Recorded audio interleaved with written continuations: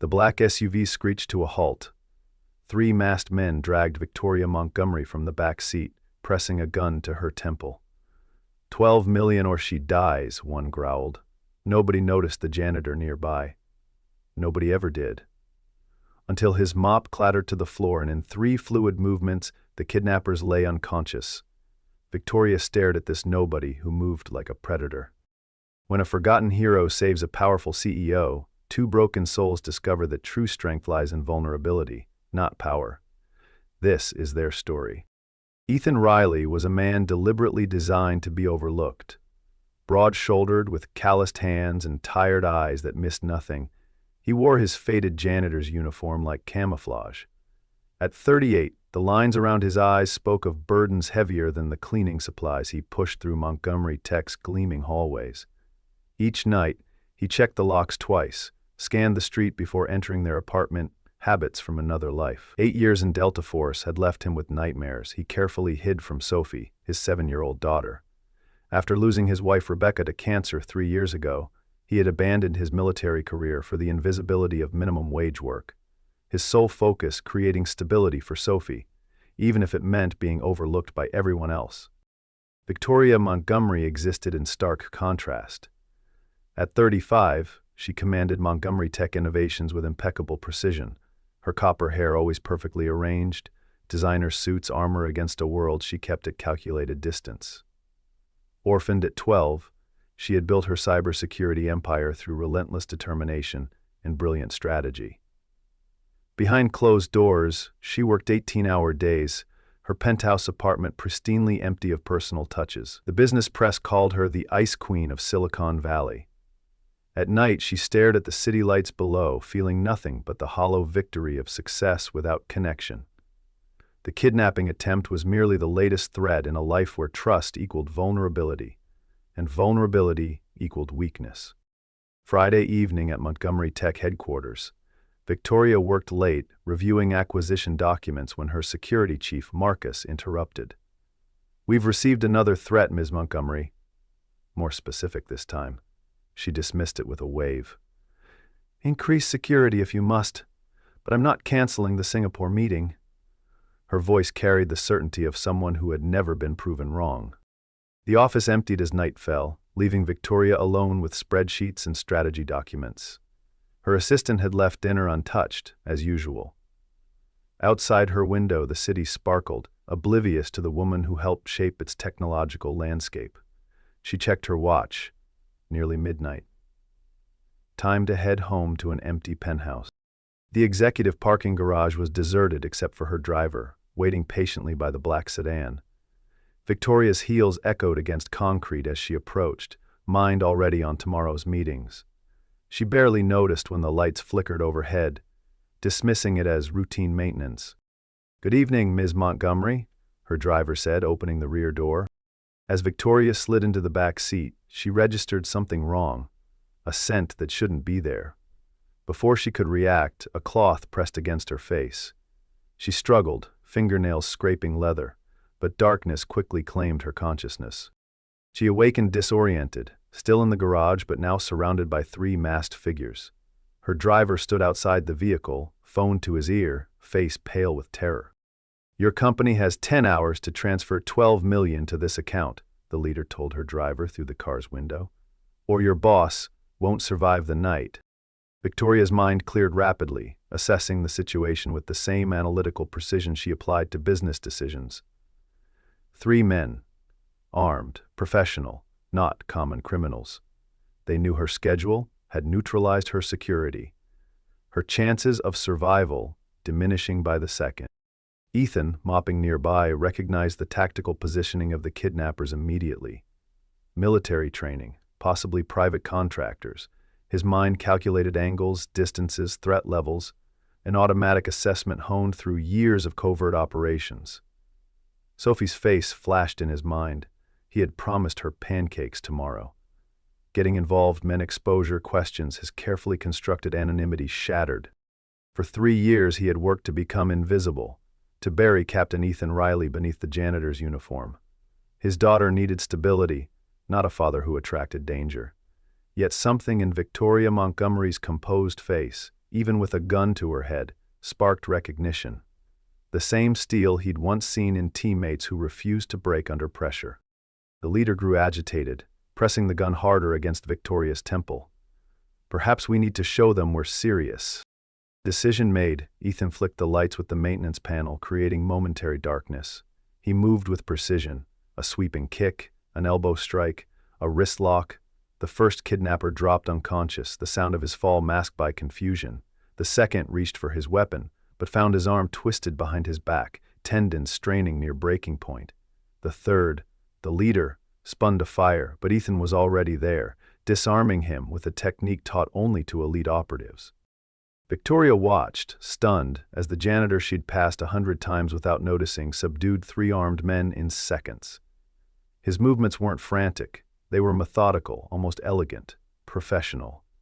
When the emergency lights activated, illuminating the scene, she found herself staring into eyes that had transformed, no longer downcast and forgettable, but sharp and assessing, scanning for additional threats even as he secured the final attacker. When the building security finally responded, alerted by the driver's panic button, they found 3 restrained kidnappers, a shaken CEO, and a janitor calmly returning to his mop. "Who are you?" Victoria asked, studying his face as if seeing it for the first time. "Just the janitor, ma'am," Ethan replied, eyes downcast once more, already regretting his decision to intervene. He resumed cleaning, the transformation so complete it almost made Victoria doubt what she'd witnessed. "No," she said, voice steady despite her ordeal. "You're not." He met her gaze finally. "With all due respect, Miss Montgomery, it's better for both of us if I am." As police swarmed the scene, Victoria watched Ethan slip away, determination settling in her eyes. She didn't build an empire by accepting mysteries. She would find out who just saved her life and why he was hiding behind a janitor's cart.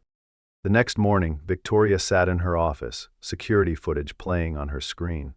She watched Ethan's movements frame by frame, the precision, the economy of motion. Nothing wasted, nothing flashy, just deadly efficiency. "Military," she murmured. Her security chief Marcus nodded, standing uncomfortably at her shoulder. "Not just military, special operations most likely. Those takedown techniques aren't taught to regular soldiers." "And we had him cleaning toilets," Victoria said, more to herself than to Marcus. "How did we miss this?" "Background checks for custodial staff aren't exactly rigorous," Marcus admitted. "Basic criminal screening, employment verification." Victoria tapped her fingers against the desk, considering. No one that skilled disappears into a minimum wage job without reason. "Find me everything." "This is so—" Her assistant entered with a file. "Ethan James Riley, employed by Build Care Janitorial Services for the past 3 years. Before that, nothing." "Nobody is nothing, Claire. Dig deeper," Victoria said, her eyes never leaving the screen where Ethan moved with lethal grace. "I've tried," Claire replied. "His records are surprisingly sparse, almost deliberately so. Use my government contacts, Department of Defense. Someone there will know something." By afternoon, Victoria had fragments: honorable discharge, sealed military records, a deceased wife named Rebecca, a child. The pieces didn't form a complete picture, but enough to know the janitor who saved her was hiding something significant. She visited the Department of Defense, leveraging connections that had helped secure Montgomery Tech's government contracts. An old general finally revealed what her investigators couldn't find. Riley was one of our best. Delta Force, specialized in hostage extraction. Led the Jensen Embassy rescue in 2018, saved 34 civilians without firing a shot. Strategic genius. The Pentagon wanted to fast-track him to top-level operations. "Then what happened?" Victoria asked. The general's face softened. His wife got sick. Aggressive cancer.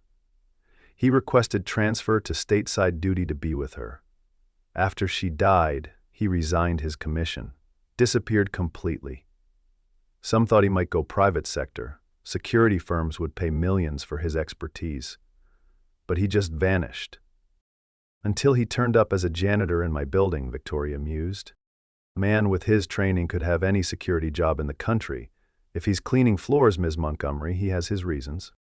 That evening, Victoria waited beside Ethan's battered pickup in the employee parking lot. He emerged, instantly alert when he spotted her. His posture shifted subtly, defensive, assessing. Old habits.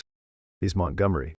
Mr. Riley, or should I say Captain Riley. His face revealed nothing, but a muscle tightened in his jaw. I'm just a janitor now. A janitor who saved my life using Delta Force training. Silence stretched between them, neither willing to break first. Finally, he asked, "What do you want?" "To offer you a job. Head of personal security. The salary is substantial." Not interested. He moved to step around her. Victoria, unused to rejection, blocked his path. "You have skills people would pay millions for. Why waste them mopping floors?" Ethan's composed mask slipped slightly, revealing a flash of something raw beneath. "Those skills came with costs I'm not willing to pay anymore. I have a daughter who needs stability, not a father who disappears on classified missions or makes powerful enemies. It could change your life, your daughter's life." "My life doesn't need changing, Ms. Montgomery. I'm exactly where I need to be." "Hiding? Wasting your potential?" Something flashed in his eyes, the first real emotion she'd seen.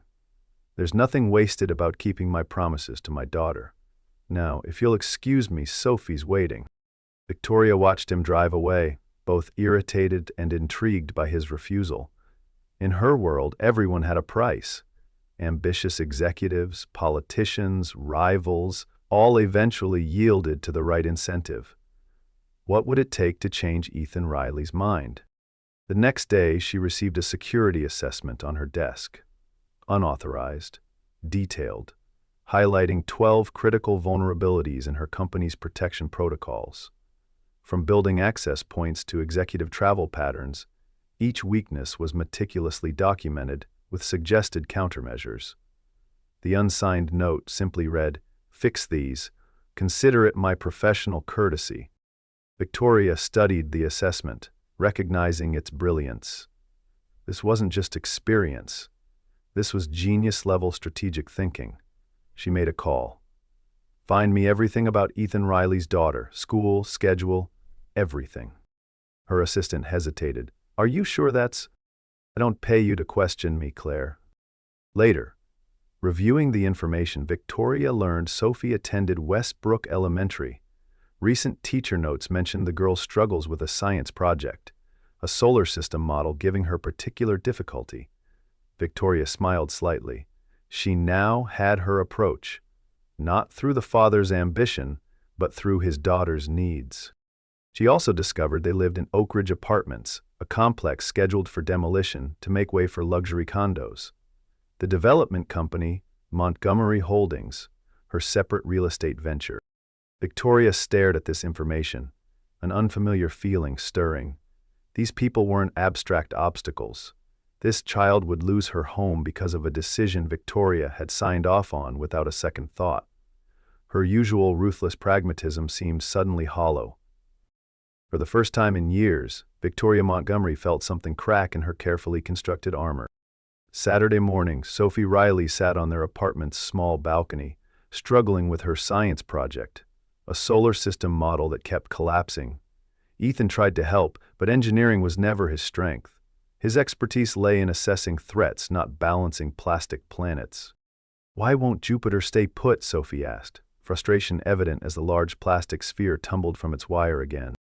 "Maybe Jupiter's just being rebellious today," Ethan suggested, earning a smile from his daughter. A knock at the door interrupted them. Ethan tensed, old instincts surfacing.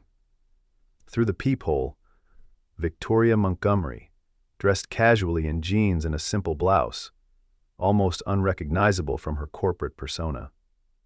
Her copper hair fell loose around her shoulders, making her appear younger, less formidable. "How did you find where I live?" he demanded through the crack in the door, chain still engaged. "I'm a CEO, Mr. Riley. Information is my business." Her confident tone belied the uncertainty in her eyes. "What do you want?"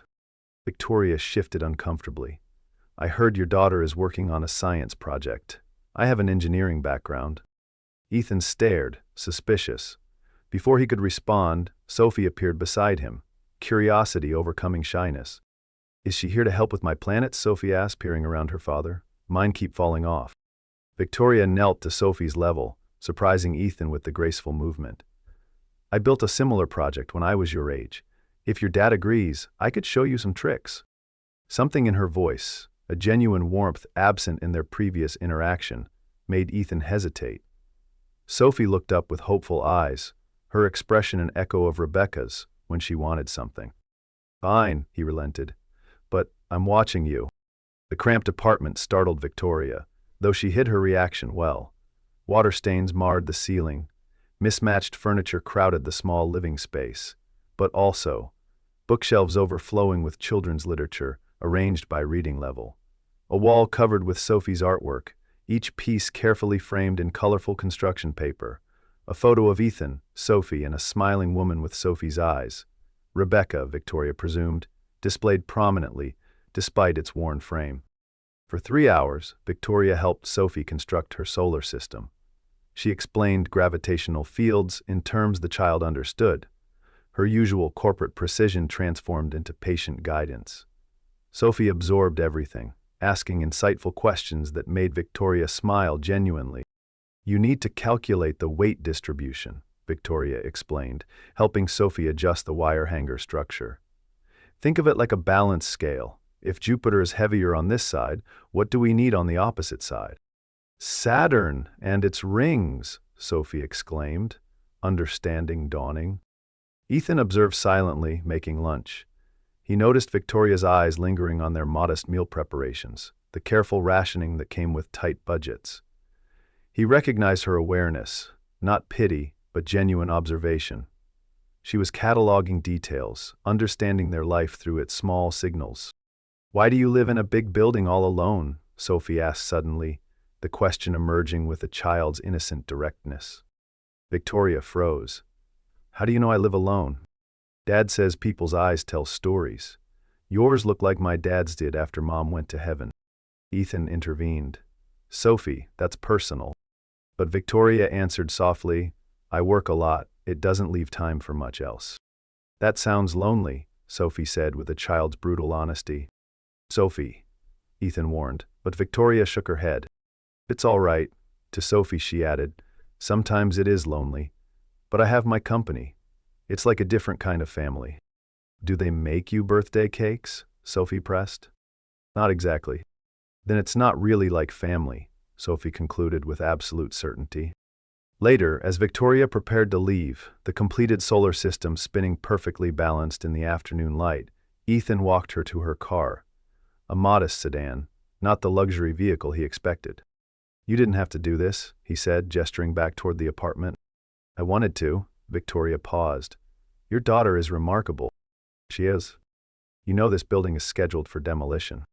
Ethan's face hardened. "Yes. 3 months. To find somewhere else we can afford." "The company behind it." "Montgomery Holdings. I know who's displacing 30 families for luxury condos." His voice remained even, but accusation lingered beneath. Victoria flinched. "I came to tell you I've halted the project. The building will be renovated instead. Current residents can stay." Ethan studied her, searching for deception. "Why?" "Business decision. Renovation has better tax advantages." She didn't meet his eyes. "Thank you," he said simply, offering neither effusive gratitude nor lingering resentment. As Victoria drove away, she called her office. "Cancel my dinner with the Japanese investors and find out which schools in the Oak Ridge area need science program funding." That night, in her penthouse, Victoria stood at her window. For the first time, she saw not just buildings and assets, but homes with people like Sophie and Ethan. She opened her laptop, searching Delta Force hostage negotiation techniques. If she wanted to understand Ethan Riley, she needed to understand the world that shaped him. Meanwhile, Ethan tucked Sophie into bed, their nightly ritual unchanged despite the unexpected visitor who had transformed their day. "I like your friend," Sophie murmured sleepily, clutching the stuffed rabbit that had survived 3 moves and countless washings. "She's not my friend, honey. She's my boss's boss's boss." He looks at you like Mommy did in the videos, like you're her favorite person to find. Ethan kissed her forehead, dismissing the observation as a child's imagination. But later, he found himself pulling out Victoria's business card, turning it over in his hands, wondering about the woman beneath the CEO facade who spent her Saturday helping a stranger's child. Monday morning, Ethan found a note with his cleaning supplies. Security office, 10 a.m. VM. He debated ignoring it, but curiosity won. In the security office, Victoria waited with Marcus, her head of security. Tension radiated between them. As Eve hesitated, tension radiated between them. "We have a situation," she explained without preamble. "A former employee threatening the Singapore contract signing. I've fired Marcus." Marcus protested. "Mim Montgomery, with all due respect, you missed 3 infiltration attempts last month. Mr. Riley spotted them all." She handed Ethan a tablet showing security footage with timestamps. "You've been conducting your own security sweeps during your shifts." Ethan returned the tablet, unsurprised she'd discovered his nighttime rounds. Force of habit. "I'm offering you a consulting position. 2 weeks. Review our security for the Singapore signing. Your regular job will be covered, payment in advance." She slid an envelope across the table. Ethan opened it, eyes widening at the check. This could cover Sophie's education fund. "That's the idea." He studied her. "Why me?" "Because you see things others miss. And because you have more reason than anyone else to keep me alive." "What does that mean?" Victoria's eyes flicked meaningfully toward the envelope. "I've added a lease agreement. Your apartment building's renovation includes a designated manager position. Free housing, modest salary." For the first time, Ethan smiled slightly. "Bribery, Ms. Montgomery?" "Investment, Mr. Riley." Over the next 2 weeks, they worked closely. Ethan overhauled security protocols, identifying vulnerabilities with an intuition that impressed even Victoria. They spent long evenings planning, their professional relationship gradually warming. Victoria learned Ethan spoke 4 languages, played chess at master level, and had an encyclopedic knowledge of military history. Ethan discovered Victoria taught herself coding at 13, climbed mountains on rare vacations, and anonymously funded several children's hospitals. "You don't publicize your philanthropy," he observed one evening as they reviewed surveillance footage. "Publicity creates expectations. Expectations create limitations," she replied. "I prefer freedom." "Is that why you live alone? Freedom?" Victoria paused the video. "I live alone because relationships require vulnerability. Vulnerability creates weakness. I wasn't built for weakness." "Neither was I," Ethan said quietly, "until Sophie." When Sophie fell ill with strep throat, Victoria arrived at their apartment with specialized medication from her private doctor and sat with the child while Ethan showered and rested. "Why are you helping us?" he asked later as they shared coffee on the balcony, Sophie finally sleeping peacefully after her fever broke. Victoria considered carefully. "For most of my life, relationships have been transactional. People want funding, connections, favors. You're the first person in years who refused what I offered." She paused. "It made me curious." "About what?" "What it would be like to help someone who expects nothing in return." Days later, the Singapore delegation arrived. Victoria and Ethan moved through the high-security event, communicating seamlessly through earpieces. When Victoria expertly diffused a tense negotiation moment using a conflict resolution technique Ethan had taught her, he felt an unexpected pride. "That's the 3rd concession they've made," Victoria murmured as they stepped aside between sessions. "Your suggestion about creating artificial time pressure worked perfectly." "You executed it flawlessly," Ethan acknowledged. "You'd have made a good negotiator in the field." "High-level business isn't so different from hostage situations," she replied. "Just fewer guns, usually." That evening, Victoria invited Ethan and Sophie to celebrate the successful signing at her penthouse. Sophie explored in wonder while Victoria showed Ethan her rare book collection. First editions, he noted, impressed, carefully handling a leather-bound volume. "My one indulgence, books were my escape as a child." "From what?"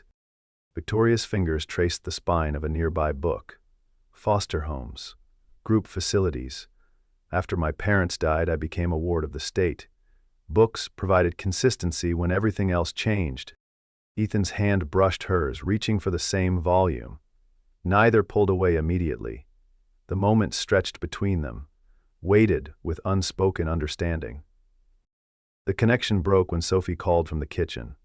They found her attempting to make dinner, a mess of ingredients everywhere, flour dusting her cheeks, pasta scattered across the counter. "I wanted to make something special," Sophie explained, distress evident in her voice. "Dad said you probably never have home-cooked meals." Victoria stared at the chaos and, to Ethan's surprise, laughed genuinely. "I haven't cooked since college. My last attempt set off the fire alarm in 3 dormitories." Together, the 3 of them prepared a simple pasta dinner. Victoria, who negotiated billion-dollar deals without blinking, followed Sophie's earnest instructions on the proper way to stir sauce. Later, Sophie fell asleep on Victoria's expensive couch. Ethan and Victoria stepped onto her balcony. The city spread beneath them like a carpet of stars. "The security consultation is officially over," she said. "Yeah. I'd like to offer you a permanent position." Ethan shook his head. "I told you I don't want back into that world." "Not security, special projects director. Problem-solving, strategy, working directly with me, regular hours, no danger." He studied the city lights. "Why?" Victoria faced him. "Because in 2 weeks, you've spotted weaknesses in my company no one else saw in years. Because you challenge me when everyone else agrees automatically." She hesitated. "And because when you and Sophie leave tonight, this place will feel emptier than it ever has." Ethan considered her words, the woman behind them. "I'll think about it." As they prepared to leave, Sophie hugged Victoria tightly. "Can we come back soon? I've never been so high up before." Victoria looked to Ethan, vulnerability clear in her expression. "That's up to your father." The elevator doors closed on Victoria's solitary figure. In the lobby, Ethan stopped suddenly. "Wait here with the security guard," he told Sophie. "I forgot something." He returned to the penthouse. Victoria opened the door, surprised. "I'll take the job," he said simply. "But I have conditions." Her smile was genuine, relieved. "Name them." "Sophie comes first. Always. No late nights unless absolutely necessary. No travel without adequate notice." "Done." "And we keep our personal relationships separate from work." Victoria's expression flickered. "Is there a personal relationship, Mr. Riley?" "There could be," he admitted. "That's why we need boundaries." She nodded. "Anything else?" "Yes, your driver picks up Sophie from school on days I can't. I don't trust the school bus system." Victoria smiled. "Already arranged." 3 months later, Victoria addressed her executive board, Ethan beside her as special projects director. Their professional partnership had transformed Montgomery Tech. Employee satisfaction up, innovative solutions flourishing under Ethan's unorthodox approaches. The stock price reflected their success, rising 20% since his appointment. This winter, UH got death threats and F-bombs from both reporters in person, and after the meeting, Victoria returned to her office to find an email waiting. Photographs of her, Ethan, and Sophie at the park, at Sophie's school, outside their apartment. The attached message: "Powerful people shouldn't have such obvious weaknesses." "Julian Werner," Victoria explained when Ethan saw the images. "Former business partner I testified against for fraud. Released from prison last month." "We need to increase security," Ethan insisted, already mentally cataloging vulnerabilities in their daily routines. "No, I won't let Sophie's life be disrupted. The Singapore contract renewal is tomorrow. The biggest deal of my career. Werner's just trying to rattle me." "Victoria." "That's my decision, Ethan." Her tone brooked no argument. The signing ceremony proceeded under heightened but discreet security. Victoria dazzled the Singapore executives with her perfect recall of their families, preferences, and previous discussions. Ethan remained vigilant in the background, watching for threats. Midway through, he noticed a caterer he didn't recognize. The man's stance, the calculated scanning of exits, the slightly too formal posture. Warning signals flared in Ethan's mind. Simultaneously, his phone vibrated, a text from Sophie's teacher. "Your daughter wasn't picked up. Is everything okay?" Cold terror washed through him. He signaled Victoria urgently, showing her the message. "Go," she said immediately, cutting off a conversation with the lead negotiator. "I'll finish here." At Sophie's school, the teacher explained. A woman showed Sophie's photo, said she was from your office, Mr. Riley, had authorization codes for emergency pickup. Ethan's phone rang. Werner's voice. "Your daughter is safe, Riley, for now. Tell Montgomery to transfer $20 million to this account or she never sees the child again." Victoria arrived minutes later, already mobilizing her company resources. "We'll pay," she said without hesitation. Vanessa Dan. "No." Ethan's voice was deadly calm. "Once we pay, we lose leverage. Sophie becomes disposable. We can't risk her life. Trust me, Victoria. I've handled 37 hostage situations. Never lost one." His eyes locked with hers. "But I need you to follow my lead completely." For a woman accustomed to control, it was the ultimate test of trust. Finally, she nodded. Ethan made contact with Werner, his Delta Force training evident in every calculated word. He established rapport, created false time pressure, extracted critical information about Sophie's location through subtle psychological techniques. Victoria watched him transform, no longer the quiet janitor or thoughtful strategist, but a precision instrument focused on one objective. She made calls at his direction, leveraging her resources exactly as instructed, despite her instinct to take charge.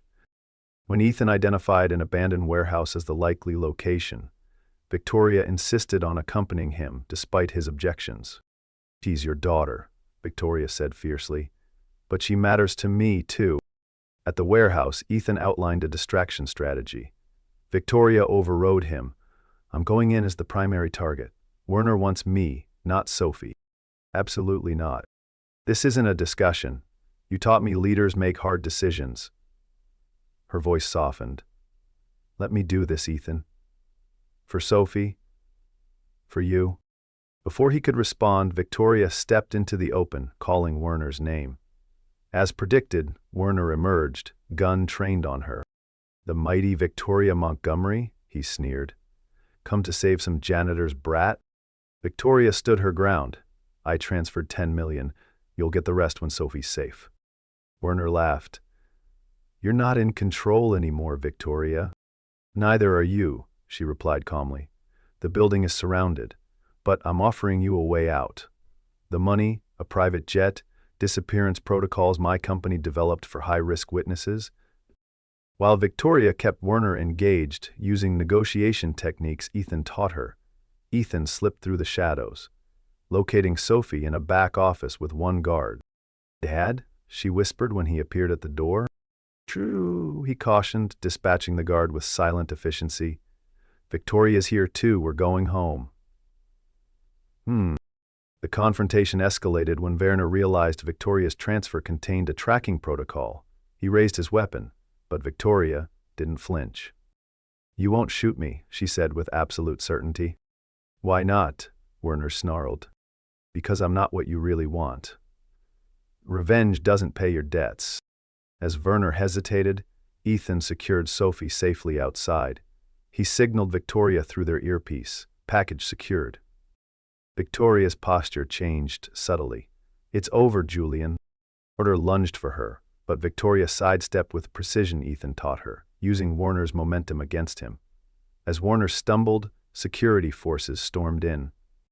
Outside, Sophie ran to her father, then surprisingly extended her arms to Victoria too. The three embraced, a tableau of unlikely connection.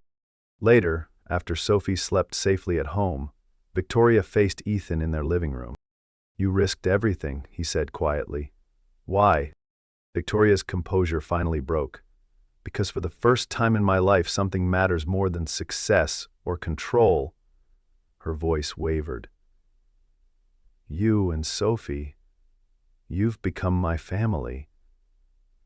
I couldn't bear to lose that." Ethan took her hand. "When Rebecca died, I thought I'd never feel whole again. I built walls to protect Sophie and myself. And now, Now I realize those same walls were keeping us isolated. He met her eyes. I don't want to be protected anymore. Neither does Sophie. Victoria leaned forward. Vulnerability and strength balanced perfectly. Neither do I. 6 months later, Montgomery Tech headquarters buzzed with activity. The company had transformed its security division into an industry-leading crisis response unit under Ethan's direction. Their approach, combining Victoria's business acumen with Ethan's strategic expertise, had revolutionized corporate security protocols across Silicon Valley. In the boardroom, Victoria addressed international investors. Montgomery Tech isn't just changing technology, we're changing lives.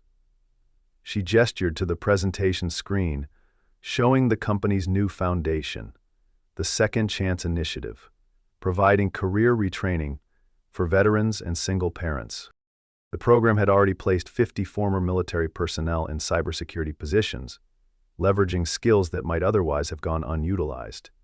Ethan's connections to the veteran community had opened doors Victoria's money alone couldn't access. Afterward, board member Lawrence Palmer approached Victoria. "Remarkable turnaround this year. The Riley influence, I presume. Ethan helped me see untapped potential in the company and myself." Speaking of Riley, Palmer continued, lowering his voice, "Rumors are circulating about your personal involvement." Victoria's expression cooled. "My personal life is not board business. It is when it affects shareholder perception. A CEO romantically involved with a former janitor? Special projects director," she corrected sharply. "With military credentials most of our security consultants couldn't match, and a strategic mind that's increased our crisis response division's profitability by 40%. Nevertheless, Victoria interrupted, "I've never asked this board for personal approval, and I won't start now. Judge my results, not my choices." She left Palmer stunned, finding Ethan waiting outside. He recognized her expression. "Board problems? Nothing I can't handle." She checked her watch. "We should hurry. Sophie's presentation starts in an hour." At Westbrook Elementary, they slipped into the science fair. Sophie stood confidently beside her project, Structural Integrity in Emergency Shelters. Inspired by Ethan's military experience and Victoria's engineering knowledge. "My research shows that triangular supports distribute weight most efficiently," Sophie explained to the judges, her voice clear and assured. "I tested different configurations using these stress models." The principal announced the winners. First place, Sophie Riley. As Sophie accepted her trophy, she beamed at Victoria and Ethan. "My dad taught me that sometimes buildings fall down," she explained to the audience. "But with the right support, they can stand stronger than before." Victoria squeezed Ethan's hand, both recognizing the metaphor. Later, at Victoria's penthouse, now warmer with family photographs and Sophie's artwork, Ethan received an official letter. His military service record had been amended, acknowledging previously classified missions, approving long overdue commendations. "How?" he asked Victoria. "I may have spoken with some people at the Pentagon," she smiled. "Your daughter should know her father is a hero. Officially." That evening, news broke of Montgomery Tech's Revolutionary Veterans Program, with Ethan named as director. His phone filled with messages from former comrades. Men and women who disappeared into civilian obscurity like him now offered pathways back to meaningful work. One text stood out. His former commanding officer. "Knew you'd find your way back, Riley. Different battlefield, same warrior." Victoria found Ethan on the balcony, staring at his phone. "Regrets?" she asked softly. "Gratitude," he corrected. "I spent years hiding who I was, thinking invisibility meant safety. And now," he turned to her, "now I understand that being seen, truly seen, by the right person is the greatest security of all." Victoria leaned against him. "The board questioned my judgment today, about us." "What did you tell them?" "That some investments can't be measured on quarterly reports." She looked up at him. "That some risks are worth taking." 1 year later, Sophie's 8th birthday party transformed Victoria's once sterile penthouse into a celebration of color and laughter. Children from Sophie's class explored in wonder, their excited voices echoing through spaces once filled only with the hum of electronics and the whisper of Victoria's solitary footsteps. Parents who once whispered about the unlikely couple now witnessed their genuine connection, surprise giving way to acceptance. In the kitchen, Victoria arranged candles on a homemade cake, her third attempt after 2 spectacular failures. Ethan wrapped his arms around her from behind, watching her meticulous placement of each candle. "Not bad for a CEO who couldn't boil water a year ago," he murmured against her ear. She leaned back against him. "I had a good teacher." "Sophie?" "Of course, Sophie. You still burn toast." Victoria's laughter, uninhibited, genuine, was a sound she'd rediscovered in this unlikely family. Their easy intimacy carried into the living room where Sophie opened presents with her friends. The pile of gifts testified to the connections they'd formed, not just with each other, but with a community that had gradually embraced them. When she reached Victoria's gift, she gasped. Adoption papers, carefully framed alongside a photo of the 3 of them from a camping trip months earlier. "So you can be my official mom," Sophie explained to curious friends, her matter-of-fact tone belying the months of legal work Victoria had navigated. But she already was anyway. Later, after guests departed, the 3 sat on the balcony watching the sunset paint the city skyline in gold and crimson. Sophie nestled between them, half asleep despite her protests that she wasn't tired. "I never thought I'd have this again," Ethan said quietly, his voice barely audible above the distant city sounds. Victoria touched the simple engagement ring on her finger, not the ostentatious diamond her board would have expected, but a band Ethan had designed himself, incorporating metal from his military tags and a small stone from Rebecca's original ring, with Sophie's blessing. "I never thought I'd have it at all." Sophie stirred. "Tell the story again, about how you met." Victoria smiled. "Which version, the official one or the true one?"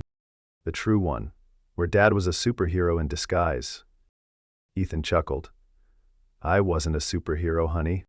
You saved Victoria from the bad guys.